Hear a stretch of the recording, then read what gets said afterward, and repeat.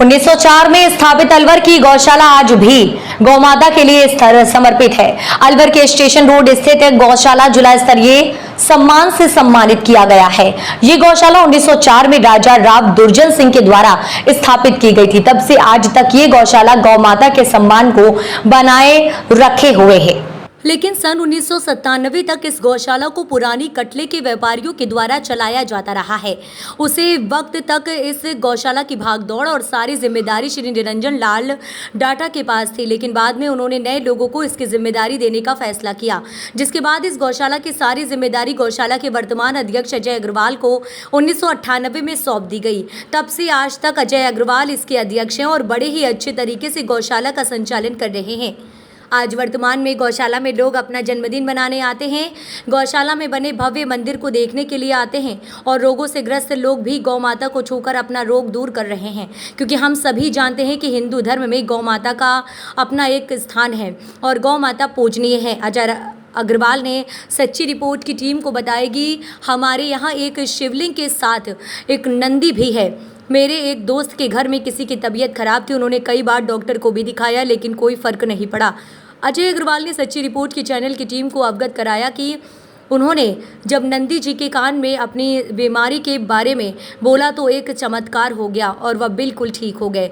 उन्होंने ये बताया कि जिसकी मनोकामना पूरी नहीं हो रही है वह नंदी जी के कान में कहकर अपनी मनोकामना पूरी कर सकता है। अजय अग्रवाल जी ने कहा, ये भी बताया कि जिसने अलवर की गौशाला को नहीं देखा फिर उसने अलवर में कुछ भी नहीं देखा। विष्णु जी की विशाल प्रतिमाएं यहाँ स्थापित की गई, साथ ही यहाँ एक गोवर्धन पर्वत बनाया गया है जिसमें बिल्कुल गोवर्धन जी में जिस तरह की तर्ज पर भगवान श्री कृष्ण अपनी तर्जनी पर पहाड़ को उठाए हुए हैं, साथ ही गोपियाँ हैं, राधा कृष्ण और उनके साथी हैं और साथ ही उसमें है ना गायें भी हैं और बहुत शानदार है। उसमें बहुत बढ़िया लाइट सज्जा की है और रात्रि के कालीन जब शाम को 6 बजे 7 बजे बाद होती है तो उसे देखने के लिए हजारों की तादाद में यहाँ प्रतिदिन लोग। कितने लगभग गायें होंगी अब तक यहाँ पर? अभी मेरे पास लगभग 650 गायें हैं जिनका भरण पोषण पर 1 लाख रुपए से प्रतिदिन से ज़्यादा का खर्चा आ रहा है।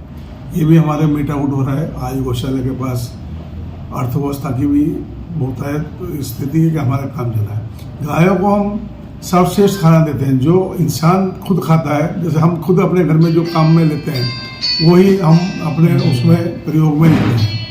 हम बढ़िया गेहूँ है, चना है, भूसी है, छिलका है, खड़ है, मक्का की खल हिंदुस्तान में कोई गौशाला काम में नहीं लेती, लेकिन हमारी गौशाला में विशेष रूप से मक्का की खल का उपयोग किया जाता है जिससे गायों को पौष्टिकता बढ़ती है, दूध बढ़ता है, प्रोटीन बढ़ता है।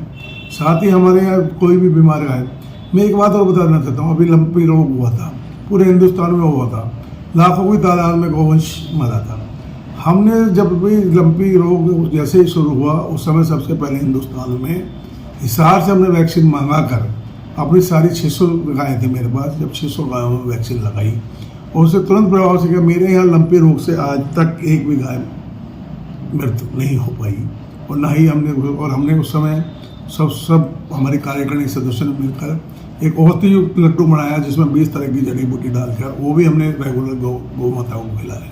गौ माता कहते हैं आज भी हम लड्डू मंगा रहे हैं, लड्डू बना रहे हैं, वो खिलाते हैं। और जो भी हमें नया जो भी साधन मिलता है, नई जो भी सोच के साथ भविष्य मिलता है तो उस पर हम काम करने का प्रयास करते हैं। और गौशाला को एक आधुनिक गौशाला और ये गौशाला को हम इस तरह से बना रहे हैं कि गौ माता सुबह अपने पैरों पर खड़े करने की स्थिति में हो जाए। कल को अजय अग्रवाल रहे न रहे, कार्यकारिणी रहे न रहे, लोग रहे न रहे, गौशाला अपने आप में सेल्फ डिपेंडेबल गौशाला हो जाए। हमारा उद्देश्य ये है, ये जो मुक्त प्राणी मात्र की बढ़िया से बढ़िया सेवा हो, अच्छे लोग जुड़ें और ढंग से इस गौशाला को हम दें। अभी हम इसे टूरिज्म सर्किट के रूप में भी जोड़ना चाहते हैं। और मेरा तो अलवर वासियों से ये कहना है, जिसने यदि गौशाला अलवर की स्टेशन रोड वाली नहीं देखी है तो उसने फिर अलवर में कुछ देखा ही नहीं। यहाँ मेरे यहाँ एक नंदी भी रखे हुए हैं और वो भगवान शिव का कहना है कि जिस लोगों की जो मनोकामना होती है यदि वो नंदी के कान में आकर वो अपनी मनोकामना मांगेगा तो निश्चित रूप से उसकी मनोकामना पूरी होती है। और मेरे यहाँ जो कृष्ण राधा जी की जो मूर्ति लगी हुई है और उसमें भी मेरे तो खुद का ये कथन किया हुआ है, देखा हुआ है कि इस मूर्ति में जिसने जो मांग लिया और जिसने वहाँ 108 परक्रमा दे दी और उसकी हर मंग मानी मुराद पूरी हो जाती है। और उसका तो मैंने साक्षात देखा है कि मेरे एक मित्र हैं, उनके बेटे के कई सालों से बच्चे नहीं हो रहे थे। एक रोज मेरे को बात आई तो मैंने कहा यार ये गौ माता है, ये बैठे कृष्ण जी भगवान, इससे मांग ले कुछ। तो उन्होंने उस टाइम प्रार्थना की तो उनके जुड़वा 2 लड़के हुए। तो ये तो मेरा खुद का देखा हुआ है। तो इसलिए भगवान की ऐसी कृपा है, गौ माता की ऐसी कृपा है। गौ माता में 36 कोटि देवी देवता है, 33 कोटि देवी देवता बताए जाते हैं। और गौ माता को दिया हुआ एक एक पैसे का हिसाब रखना, उसका हर साल आय व्यय का चिट्ठा पेश करना, ये सब हमारे ईमानदारी के काम थे। तो उन्होंने मन में था। फिर उस समय विधायक धर्मपाल जी थे, तो उन्होंने भी हमने कई बार वार्ता की कि भाई ये मामला है। तो हमने एक विवाद था बहुत दिनों से आया, वो भी मैंने अपने स्तर पर शहर में जब तत्कालीन विधायक बनवाईलाल सिंघल थे उनके साथ मिलकर हमने इस विवाद को सुलझा लिया। और हमने उनको 100 बीघा जमीन उनके हॉस्टल के लिए छात्रावास, जो महिला छात्रावास के नाम से उन्होंने तय किया कि इधर तो गौशाला रहेगी, गाय रहेंगी, और इधर लड़कियाँ गोरियाँ, मतलब बच्चियों को उनका गाय और गोरी का दोनों का संगम हो जाएगा। इसलिए आप दोनों ये काम करोगे, इसमें आपका भी काम रह जाएगा हमारा। उस दिन हमने ये फैसला करके हमने अपनी 4 दीवारी करके अपनी गौशाला, उस दिन के बाद ऐतिहासिक रूप से ये गौशाला में परिवर्तन आना शुरू हो गया। हमने सैकड़ों करोड़ों रुपए के इसमें शेड बनवा दिए, जनता का बहुत सहयोग रहा। आज मेरी गौशाला को प्रतिदिन का 1 लाख रुपये से ज़्यादा खर्च है। आज मेरे पास 650 से ज़्यादा गोवंश हैं, जिसमें हम निराश्रित गायों को सबसे पहले लेते हैं, ऐसे विकलांग गायों को लेते हैं, लूली लंगड़ी गायों को लेते हैं। उसके इलाज के लिए हमने डॉक्टर्स रखे हुए हैं, हॉस्पिटल बनाया हुआ है। गौशाला में हमने एक प्राइवेट जैसे फार्म हाउस होता है, उससे भी बेहतर व्यवस्था कर रखी। चारे की हमारी है, क्योंकि शहर के मध्यम में स्थित होने के कारण प्रतिदिन सुबह 4:30 बजे गौशाला खुलती है। 5 बजे से लोग आते हैं और रात के 9 बजे तक कोई हरा चारा ला रहा है, कोई 10 किलो ला रहा है, कोई 20 किलो ला रहा है, कोई 100 किलो ला रहा है, कोई 50 किलो ला रहा है, कोई गौसवामणी कर रहा है। हमने 2100 रुपये में गौसवामणी का प्रस्ताव रखा हुआ है, जिसमें किसी भी घर में परिवार में कोई जन्मदिन होता है, किसी की वैवाहिक वर्षगांठ होती है, किसी के परिवार में पुण्यतिथि होती है, तो वो यहाँ आकर 2100 रुपये की रसीद कटाकर यहाँ गौसवामणी कर सकते हैं। एक हमने तुलादान के लिए भी रखा हुआ है। बहुत सारे लोग ये बताते हैं आज के ज़माने में, जैसे आप समझते हो कि लोग बहुत परेशान हैं, तो जब भी वो जाते हैं दिखाते हैं तो लोग कहते हैं कि भाई अपने वजन का इतना अनाज, जितना ये वो गौशाला में दान करो। उसे हम तुलादान का रूप देते हैं, वो भी हम 2100 रुपये में कराते हैं। आपने एक नया बदलाव भी किया है, मंदिर भी अच्छा बनाया है, कई रूप भी दिए मंदिर को। गौशाला में हमने एक शानदार पे मंदिर बनाया, वो विवाद सब खत्म होने के बाद उसमें हमारे कृष्ण जी का बिल्कुल जयपुर में जिस तरह से वो मंदिर है उसकी तरफ पे हमने बनाया, जिसमें गौ माता भी है, आगे कृष्ण राधा भी हैं, 2 गोपियाँ भी हैं, साथ ही शिवालय बहुत शानदार बनाया हुआ है, साथ ही दुर्गा माता का भी मंदिर है, साथ ही बलिष्ठ हनुमान जी भी हैं। और साथ ही अभी मैंने पिछले 2 साल में एक लगभग 13 फुट की बाहर गेट के बिल्कुल बाहर से जो सड़क से ही लोगों को दर्शन होते हैं कि भाई गौशाला में कोई मंदिर है, विशाल हनुमान जी की मूर्ति लगाई। इस साल मैंने त्रिनेत्र गणेश जी की एक विशाल 13 फुट की मूर्ति और यहाँ बनवाई, और साथ ही एक लक्ष्मी। ये जो गौशाला खुली है इतना अच्छा बना है, अच्छा सहयोग हुआ है लोगों का भी, आपकी भी इसमें पूरी सहयोग की भागीदारी है, क्या कहना चाहोगे? भैया मैं आपको बता दूं, ये गौशाला आज की गौशाला नहीं है।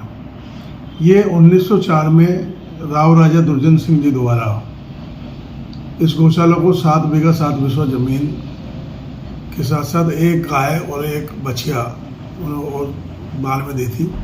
साथ ही एक बहुत बड़ा कुआं जो यहाँ मीठे पानी का कुआं हुआ करता था, वो और 4 दीवारी बनाकर उन्होंने दी। और उस समय से जो अलवर शहर के सेठ साहूकार लोग हैं, समाज के जो अगली पंथी के लोग थे, उन लोगों को ये जिम्मे दे दिया कि इस गौशाला को आप चलाओ। कई वर्षों तक ये गौशाला चलती रही।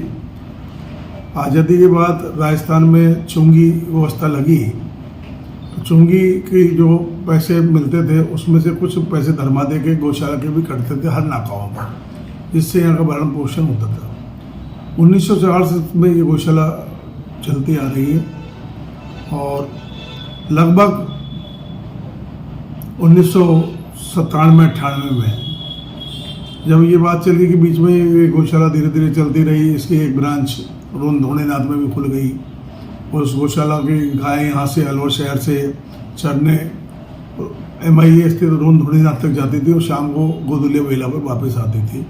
और क्योंकि तो उस समय शहर में कुछ ही मतलब कि जनसंख्या की 20-30-40 हज़ार के आसपास रही होगी, तो ऐसे में गौशाला में की परेशानी शहर के मध्य में स्थित होने के कारण लोगों का जुड़ाव शुरू से ही रहा और वर्षों से इसका रख रखाव फिर जगन्नाथ जी के मंदिर पर जो व्यापार हमारे जो व्यापारी हुआ करता था, मंडी वाले थे और जो फिर केडरगंज में आ गए, तो उन लोगों ने इसके संचालन की जिम्मेदारी ले ली और वही इस कामकाज को देख रहे हैं। और हमें भी विरासत में उन्हीं लोगों से मिली जब उस समय तत्कालीन गौशाला के अध्यक्ष श्री ज्ञानमल जी और निरंजन लाल जी डाटा थे, तो उन्होंने कहा भाई अब हम बुजुर्ग हो गए, अब नए लड़के आओ तो हमने चला। और 1998 से ये दायित्व मैंने लिया और लगातार आज 2023 हो गया, लगातार 25 वर्षों से मैं लगातार इस गौशाला का संचालन अपने साथी और अपने साथी टीम। क्या क्या इसमें नया विकास हुआ है अब तक?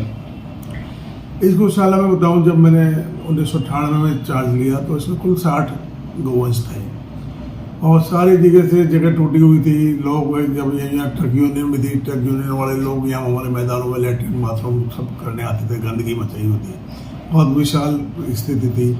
इधर जाट समुदाय का एक मंदिर था, उसमें भी लोग विभिन्न तरह के लोग रोज झगड़ा करते थे, तो जाट छात्रावास थे, वो बाबा जी भी हमारे यहाँ